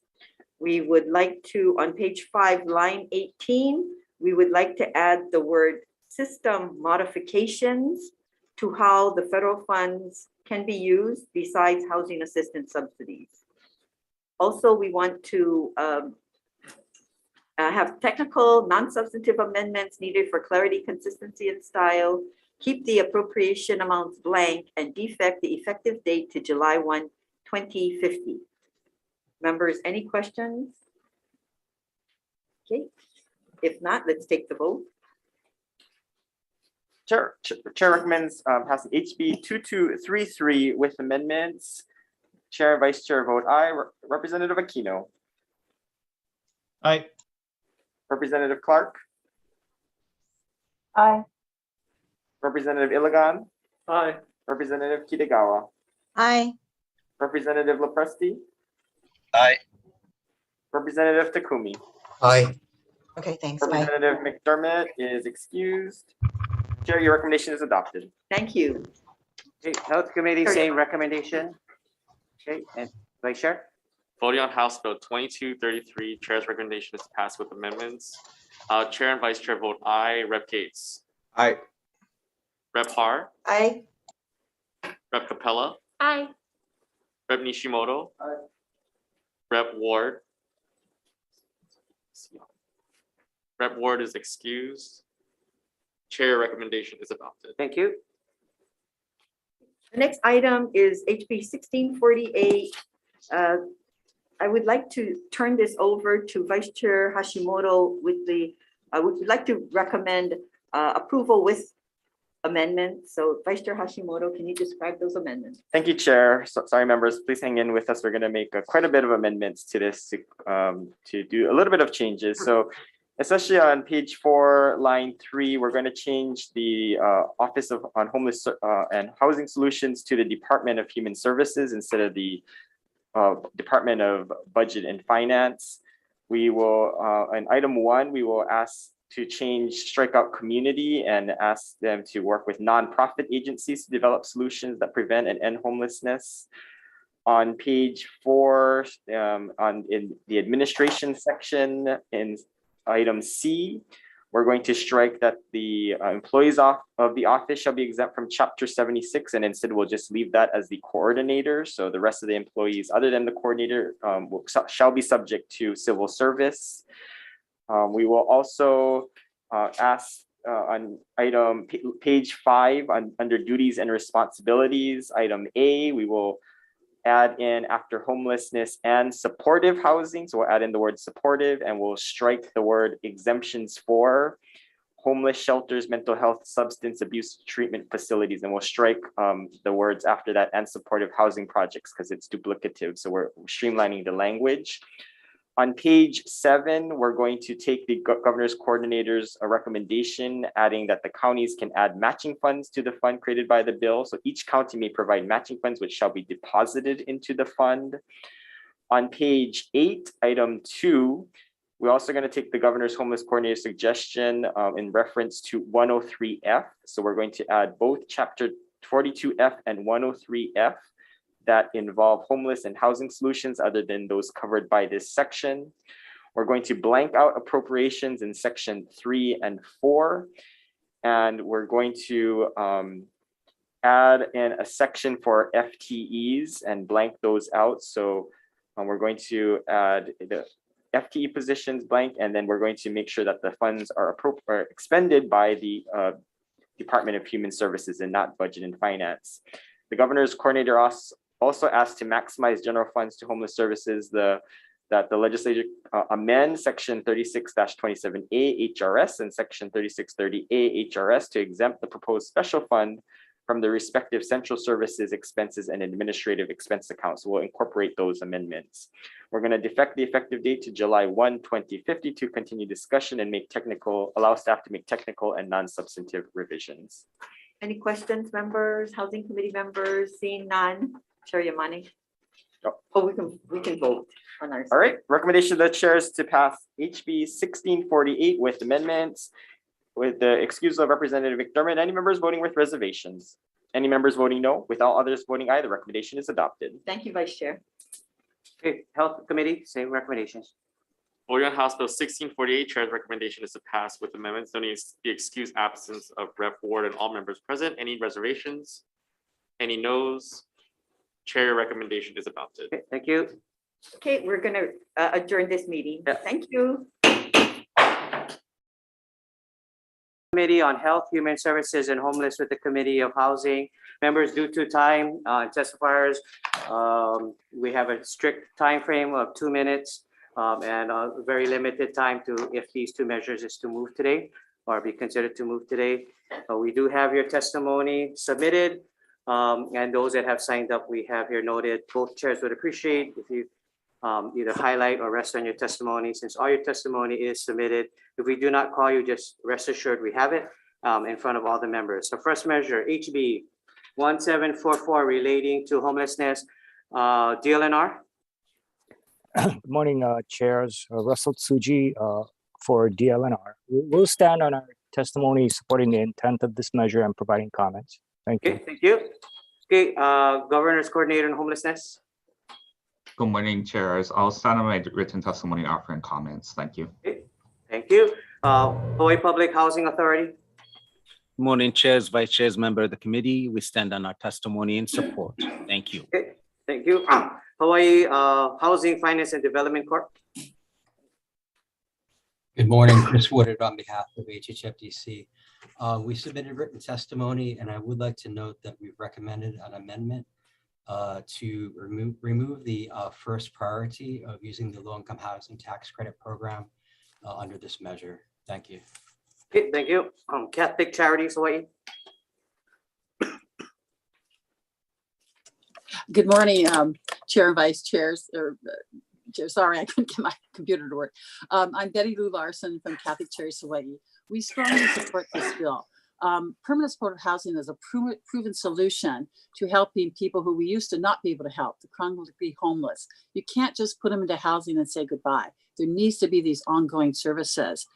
The 2020 Oahu point in time count found that almost 1 out of 4 homeless adults were chronically homeless. We cannot solve homelessness without addressing this population that needs these special services. This bill could result in a large number of these chronically homeless becoming successful in housing. This not only is good for them, but it's good for the community who sees them on the streets, doesn't want them on the streets, wants them to be somewhere. And this is the solution. It also will help our healthcare system, emergency response systems, public safety, who really have to deal with chronically homeless on a daily basis at a high cost to the state.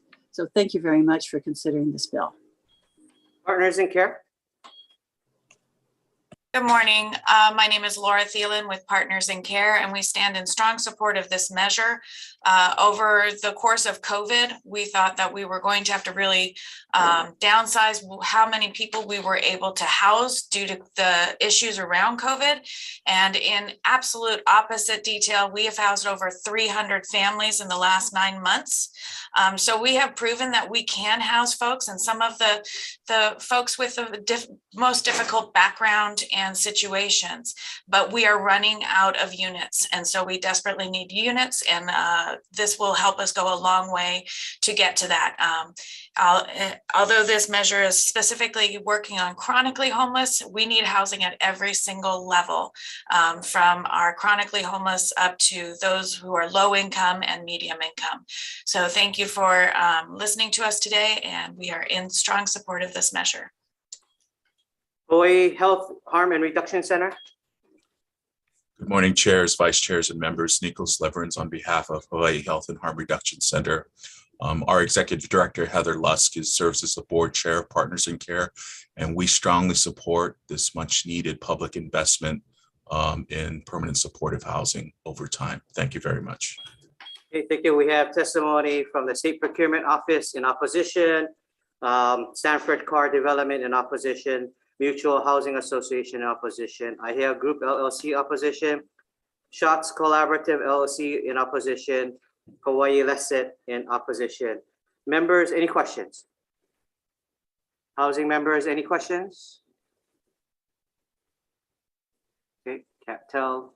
Okay, seeing none, moving on to HB 2512 relating to Ohana zones. We have, the chair would like to note to everybody due to time, just to highlight that everyone provided testimony and support.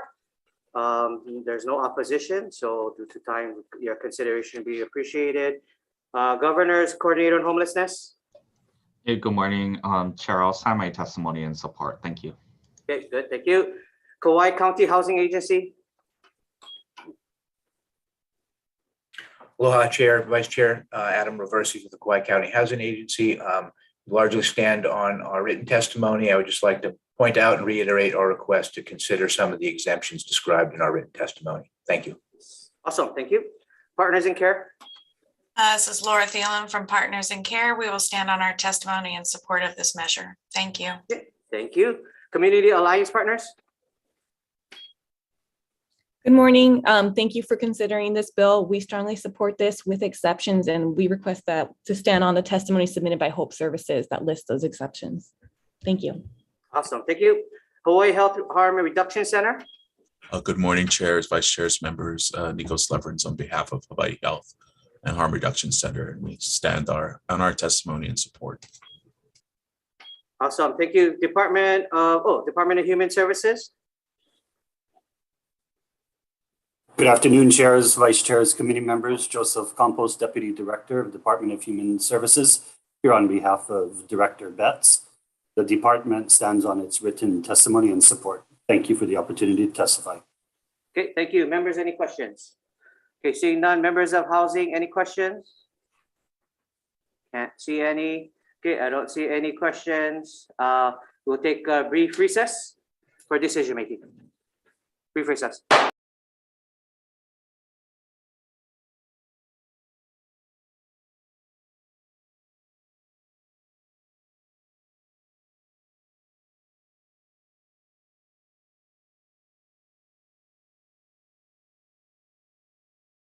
Okay, I'm hoping it's good to go. Sorry, can't see my co-chair. On the Committee on Health, Human Services, and Homeless with the Joint Committee with Housing for decision-making purposes for the February 10th, 11:10 a.m.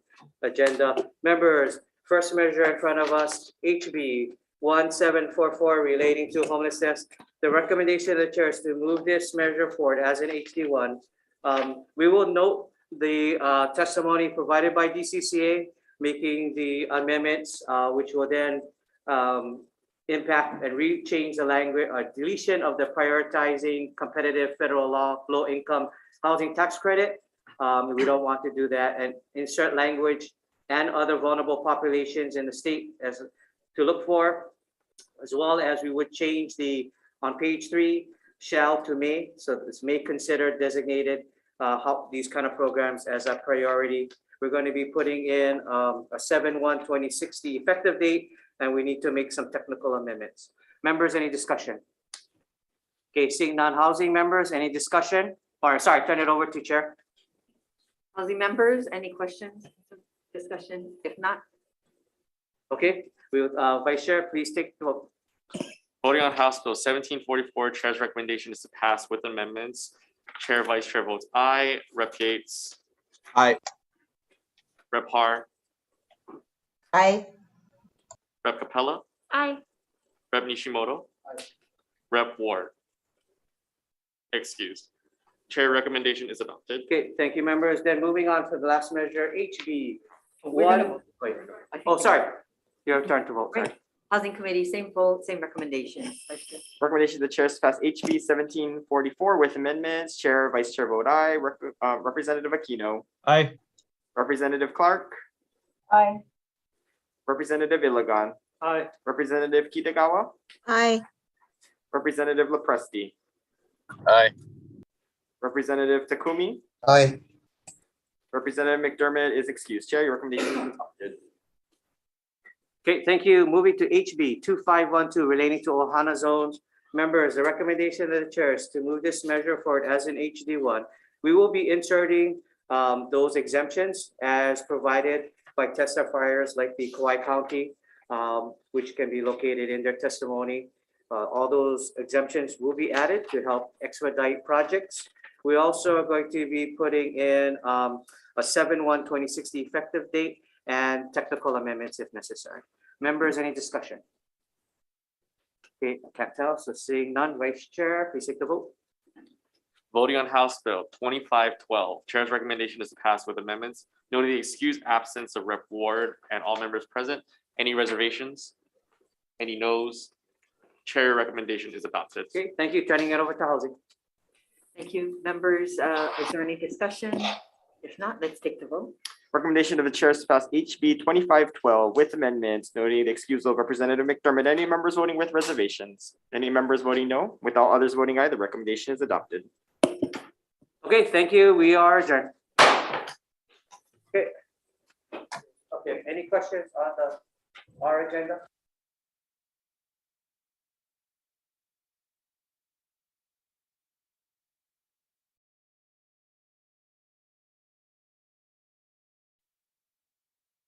Next one.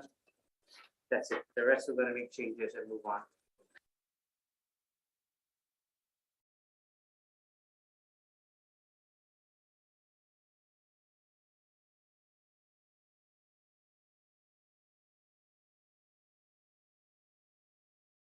Reconvening the Committee on Health, Human Services, and Homelessness for the purpose of decision-making for the 9 a.m.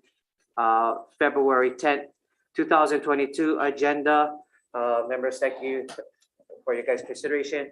Regards to first measure, HB 1773, relating to health. Members, the recommendation of the chair is to move this measure as is. Members, any discussion? Okay, seeing none, Vice Chair. Voting on House Bill 1773. Chair's recommendation is to move this as is. Chair, Vice Chair votes aye. Rep Gates. Aye. Rep Har. Aye. Rep Capella. Aye. Rep Nishimoto. Rep Ward. Rep Ward is excused. Chair recommendation is adopted. Okay, thank you. Moving on to HB 1799 HD1 relating to asthma. Members, the recommendation of the chair is to move this as an HD2. I want you guys to note that it's already, the effective date is July 1st, 2050. However, we do need to make technical amendments. Members, any discussion? Okay, seeing none, Vice Chair. Voting on House Bill 1779, Chair's recommendation is to pass with amendments, noting the excused absence of Rep Ward, who will be excused for the rest of the agenda. Any reservations? Any noes? Chair recommendation is adopted. Okay, moving on to HB 1466 relating to sexual assault of a minor. Recommendation of the chair is to move this measure as an HD1. We need to make technical amendments and change the effective date to July 1st, 2060. Members, any discussion? Okay, seeing none, Vice Chair. Voting on House Bill 1466, Chair's recommendation is to pass with amendments. Any reservations? Any noes? Chair recommendation is adopted. Okay, thank you. Members, moving on to HB 1545 relating to noise pollution. Members, the recommendation of the chair is to move this as an HD1 to prevent my vice chair from giving me noise pollution. We will be needing to make technical amendments for clarity, which might require it to move into look different in a new section. And then July 1st, 2060. Okay. Any noise on this, members? Okay, seeing none, Vice Chair. Voting on House Bill 1545, Chair's recommendation is to pass with amendments. Any reservations? Any noes? Chair, your recommendation is adopted. Okay, thank you. Moving on to HB 1891 relating to uniform recognition and enforcement of Canadian Domestic Violence Protection Order Acts. Members, the recommendation of the chair is to move this measure forward as an HD1. We're going to incorporate the Attorney General's amendments, look at technical amendments, and a 7/1/2060 effective date. Members, any discussion? Okay, seeing none, Vice Chair. Voting on House Bill 1891, Chair's recommendation is to pass with amendments. Any reservations? Any noes? Chair, your recommendation is adopted.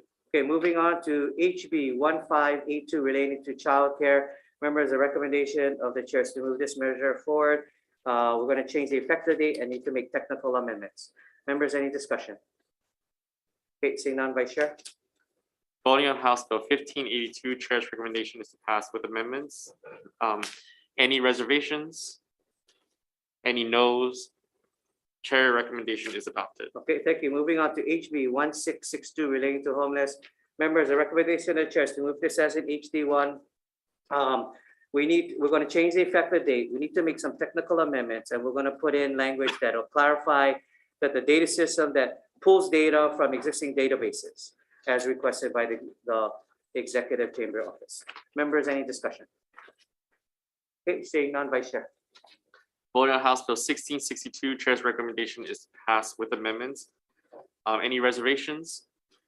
Any noes? Chair, your recommendation is adopted. Okay, moving on to HB 1666. Members, the recommendation of the chair is to move this as an HD1. We're going to move it from the Department of Human Services to the Department of Health, Adult Mental Health Division as requested by the administration. We will clarify that the pilot program is to expand the current counties-based program, not to be a separate second program, but to expand the current program and for it to be focused in high homeless areas in the urban core. We need to make technical amendments and put a 7/1/2060 effective date. Members, any discussion? Okay, seeing none, Vice Chair. Voting on House Bill 1666, Chair's recommendation is passed with amendments. Any reservations? Any noes? Chair, your recommendation is adopted. Thank you. Moving to HB 1663 relating to the purchase of health and human services under Chapter 103F or revised statute. Members are going to defer this measure at this time. Moving on to HB 1824, making an appropriation for the Office of the Long-Term Care Ombudsman Program. Members, the recommendation of the chair is to move this measure forward as an HD1. We're going to be deleting a good part of the preamble so that it's addresses actually what the purpose of the measure is. And we're going to blank out the 5 for now. And we're hoping that those can get the administration to agree to 5. We're going to blank out the amount, but we will leave in where the positions would be allocated if attained. Okay, and the preamble is being, much of the preamble is being deleted because of some potential parity issues. We want to put technical amendments and use a 7/1/2060 effectively. Vice Chair. Oh, sorry, any questions? Okay, Vice Chair. Voting on House Bill 1824, Chair's recommendation is to pass with amendments, noting any reservations? Any noes? Chair, your recommendation is adopted. Okay, moving on to HB 1754 relating to adult dental Medicaid. Members, the recommendation of the chair is to move this as an HD1. A lot of testifiers in support. Members, pages 1, 2, 3, much of the preamble, we will be deleting it to make it specific that the purpose of the act is to restore these services. The amount currently is blank, so we will be putting a 7/1/2060 effective date, and we needing to make technical amendments. Okay, any questions? Okay, seeing none, Vice Chair. Voting on House Bill 1754, Chair's recommendation is passed with amendments. Any reservations? Any noes?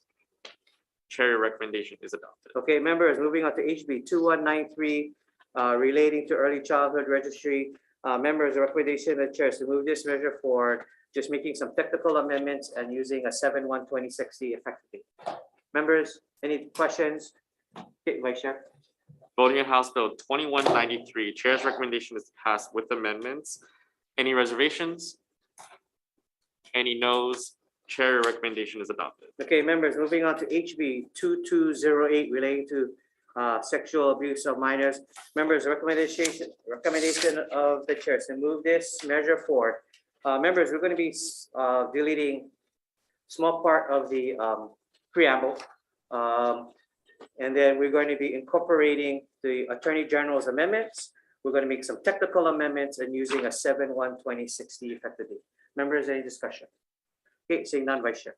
Voting on House Bill 2208, Chair's recommendation is to pass with amendments. Any reservations? Any noes? Chair, your recommendation is adopted. Okay, moving on to HB 2209 relating to domestic abuse. Members, as you can tell from the testimonies, is 1 and 1. I think this needs more work. We're going to defer this measure at this time. Okay, moving on to HB 1932 relating to child welfare services. The recommendation of the chair is to move this measure forward. We're going to be deleting the front page, part of the preamble. We will be need to make technical amendments and putting a 7/1/2060 effective date. Members, any question? Okay, seeing none, Vice Chair. Voting on House Bill 1932, Chair's recommendation is to pass with amendments. Any reservations? Any noes?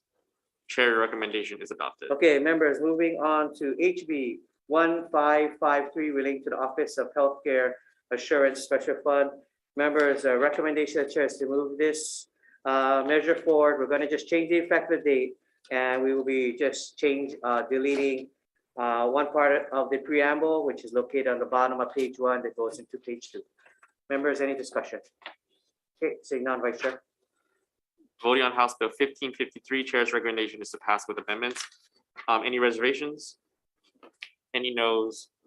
Chair recommendation is adopted. Okay, thank you. Moving on to HB 1576 relating to the Hawaii State Lesbian, Gay, Bisexual, Transgender, Queer Plus Commission. Members, the recommendation of the chair is to move this measure forward.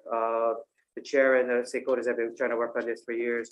We're going to move it forward with some technical amendments and a 7/1/2060 effective date.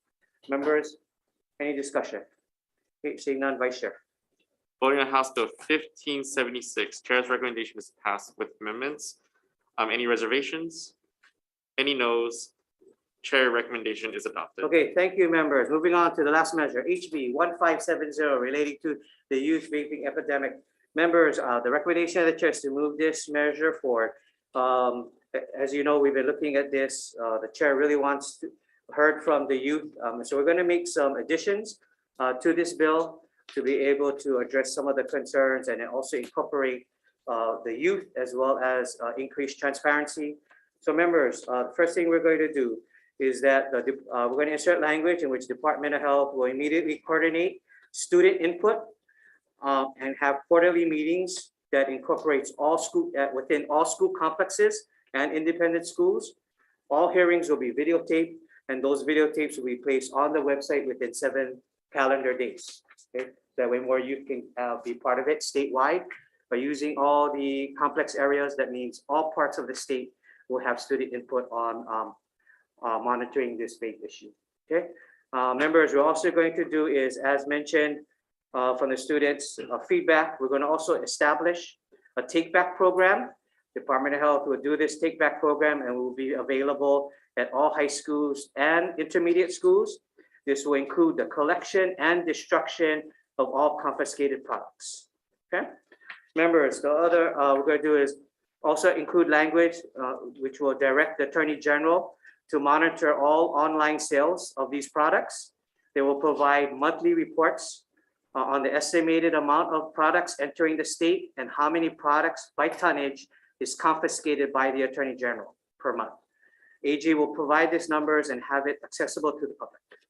Okay. And then members, because there was an understanding that this would be used from the tobacco fund, members, the tobacco fund will provide an annual report to the legislature regarding all deposits and expenditures, and that the program will post for transparency a monthly update on all expenditures and deposits on the Department of Health website. We're going to put a 7/1/2060 effective date. Members, any discussion? Hold on. Oh, sorry, and sorry, I forgot. And one thing, as mentioned in the Department of Health testing, we're going to require that the Department of Health establish a testing process, and I guess it was noted that is standardized and scientific. The testing protocols will be posted for general public on the website. Okay. Oh, and sorry, and the preamble, pages 1, 2, 3, 4, and into 5 will be deleted to make sure that the bill goes specifically into what the act shall do. Members, any discussion? Okay, seeing none, Vice Chair. Voting on House Bill 1570, Chair's recommendation is to pass it with amendments. Any reservations? Any noes?